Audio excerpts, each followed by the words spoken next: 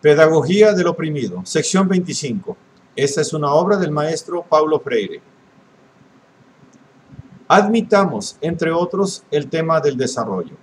El equipo elegiría 2 o más especialistas, economistas, inclusive podrían ser de escuelas diferentes, y les hablaría de su trabajo, invitándolos a dar su contribución en términos de una entrevista en lenguaje accesible sobre tales puntos. Si los especialistas aceptan, se hace la entrevista de 15 a 20 minutos. Se puede incluso sacar una fotografía del especialista cuando habla.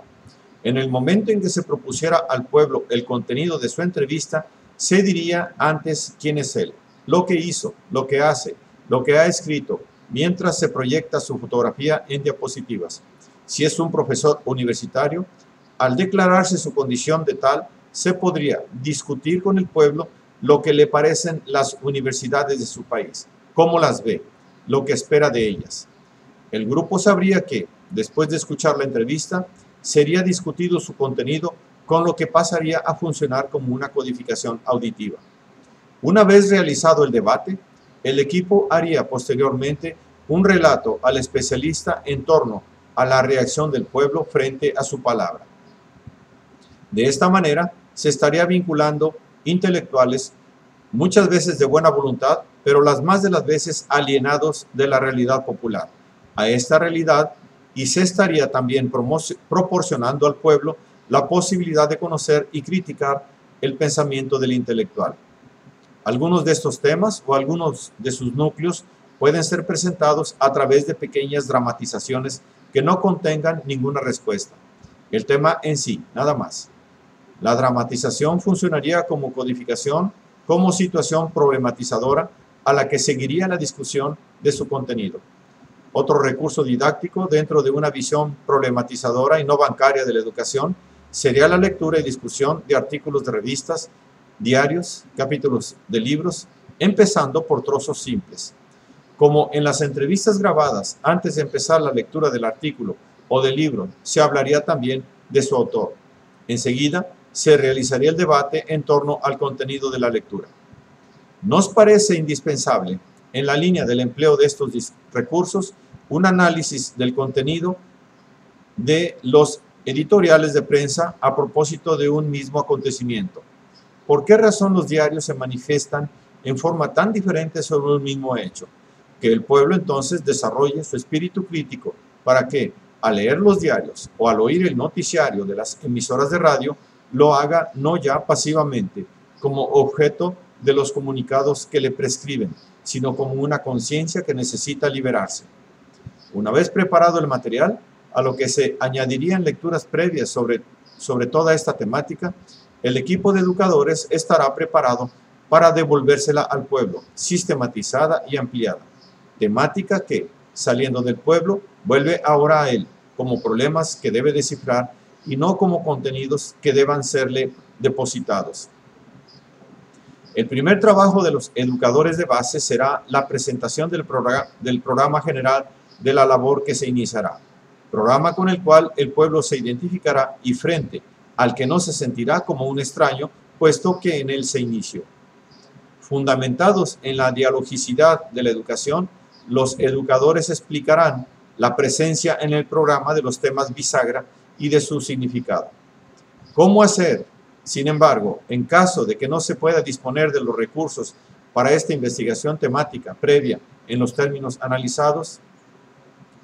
Con un mínimo de conocimiento de la realidad, pueden los educadores escoger algunos temas básicos que funcionarían como codificadores de investigación. Empezarían así el plan con temas introductorios al mismo tiempo en que iniciarían la investigación temática para el desdoblamiento del programa a partir de estos temas. Uno de ellos, que nos parece, como ya dijimos, un tema central e indispensable, es el del concepto antropológico de cultura.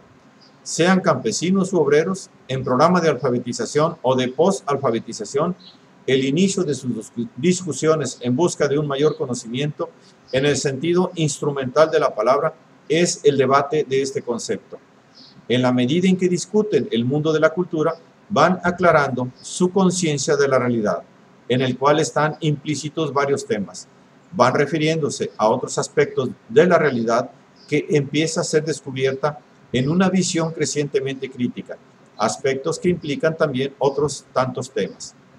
Con la experiencia que hoy tenemos, podemos afirmar que si es bien discutido el concepto de cultura, en todas o en la mayor parte de sus dimensiones, nos puede proporcionar varios aspectos de un programa educativo.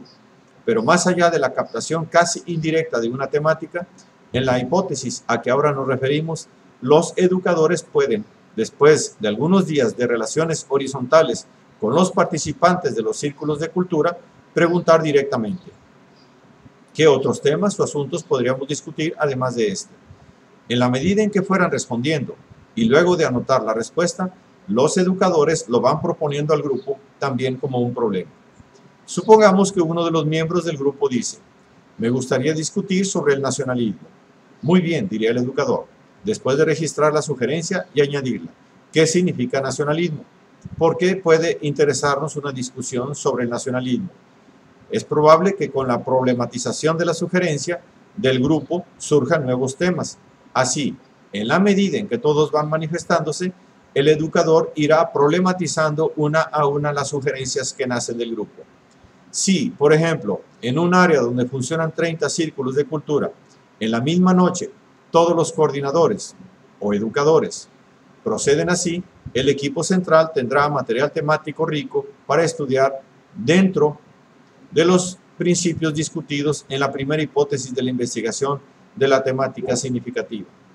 Lo importante desde el punto de vista de la educación liberadora y no bancaria es que, en cualquiera de los casos, los hombres se sientan sujetos de su pensar, discutiendo su pensar, su propia visión del mundo, manifestada, implícita o explícitamente, en sus sugerencias y en las de sus compañeros, porque esta visión de la educación parte de la convicción de que no puede ni siquiera presentar su programa, sino que debe buscarlo dialógicamente con el pueblo, y se inscribe necesariamente como una introducción a la pedagogía del oprimido, de cuya elaboración él debe participar.